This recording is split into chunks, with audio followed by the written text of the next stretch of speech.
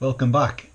Here is the second part of the video of me putting my 250 Triumph, this was a 1934 version of a 250, back together again. So I've fully disassembled the crankshaft. If you remember in the previous video that it was not in very good shape, and this section here had broken off the end of the shaft, and so what I ended up with was this part here and this part here was broken apart. What you have is on the left hand side you have the splined gear up here, you have the flywheel, you have the main the big end, and then you have the other flywheel, and then you have this section here which should be a single piece with a timing gear tied onto a tapered shaft with a woodruff key. There's a variety of bushes and spacers and screws and the likes, and then you have this section here which are the rollers, and the rollers fit inside the big end of the conrod.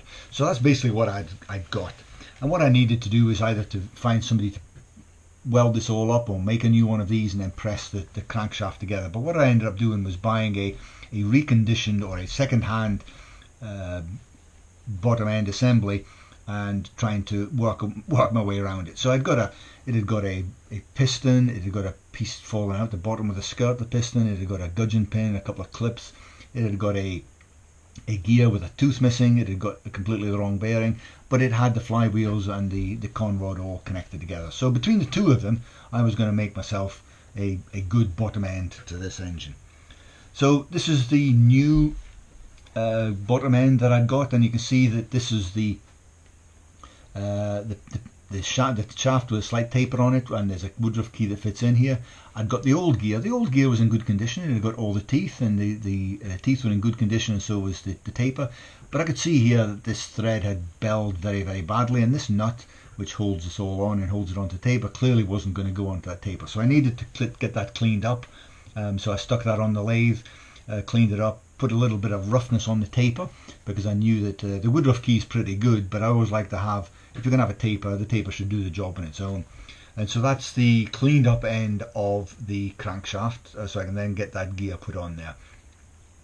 The left hand side of the crankshaft seemed to be in good condition. The splines were checked, I mic'd them, I put the mating part on it, and I checked for play in both a lateral direction like this, and I also checked for movement in this direction and in rotational direction, and there was very little play in all of those directions. So I was quite pleased that side hadn't been worn. And I also checked the thread when I stuck the nut on the thread to make sure that it was in good condition, and it worked fine. I was able to put the old conrod onto the new shaft with the existing bearings, with the existing rollers there, and I put the sleeve on to make sure it was okay. And again, you check that you hold this in the vise, and then you check for the movement of this. I put a vernier against the other side to see what kind of movement it is when I move the rod up and down. I also did the same when you went side to side, and I also checked in a plane like this to make sure to see what the movement was. And again, there was a little bit of movement in this direction, but when you moved it in this direction or this direction, it was tight. So I was quite comfortable that there was enough, there wasn't going to be rattling and banging, because if that moves you do get a lot of noise in the engine. Excuse me. Okay, so now we're looking at the small end. Now the small end of the connecting rod has a brass bush in it, and one of the things that's important is that you line up these two holes in that brass bush with the slot in the end of the conrod. What this does is it allows, when there's oil spray running through the engine, it allows any spray caught underneath the skirt of the piston to actually flow through this hole and through those two holes into the gudgeon pin. If that bush has moved round, you don't get decent oil feed into the gudgeon pin, and it will dry up and it will seize. Some people say that's not too much of a problem because you're getting oil between here and this brass bush. However, that's not how it was designed, and it's relatively straightforward to make sure that you get it lined up. And I've stuck my finger through the hole there so you can see where the two oil ports are. Make sure you put it together properly and you won't have a problem. This is the right hand engine casing, and you can see I've cleaned it up a little bit. It's still not as clean as I would have liked, but I've taken all that red gunk off, and I've ultrasonically cleaned that bearing and put that back in. That is actually in very good shape. I was surprised. I think somebody obviously put it all back together and not managed to run it, or that end had sheared off and they'd just given up the project, because all the bearings were in fantastic shape. This is the left-hand casing. Again, it just had a new bearing in it, and it is in relatively good shape. There's no breaks or welds that I can see in it, and so it was in good condition.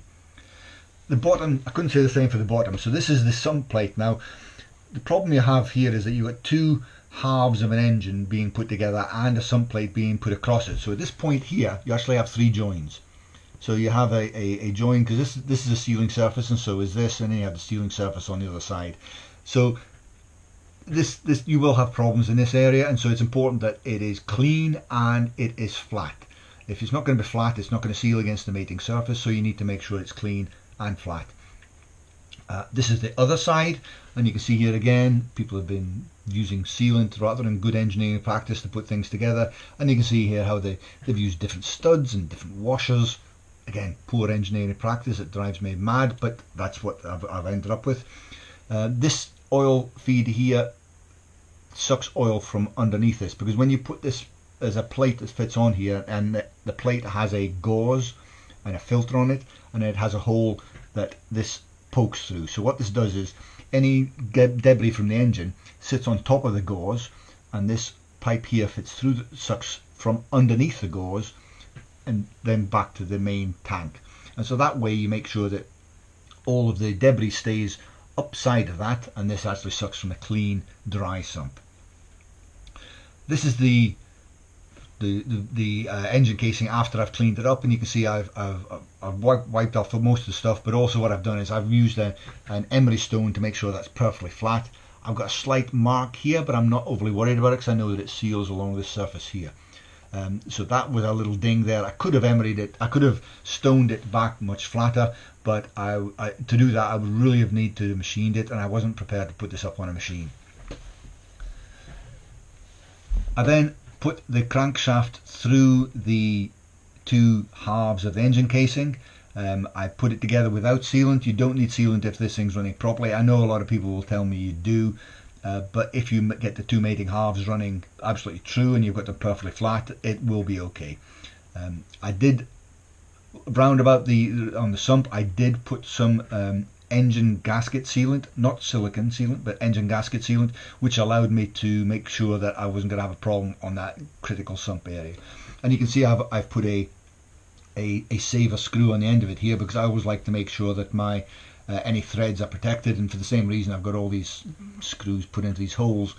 For two reasons. Firstly, it means that I know which screws go in which holes, but it also means that I'm not going to cause any damage to the threads as I put the engine together. And that is where we are with the engine. It has been, crankshaft has been rebuilt, the bearings have been rechecked, new bearings put in if necessary, but I haven't had to put them in this particular part. And I've checked the conrods, checked the play, and we've put the engine together, and that's where we stand at the moment.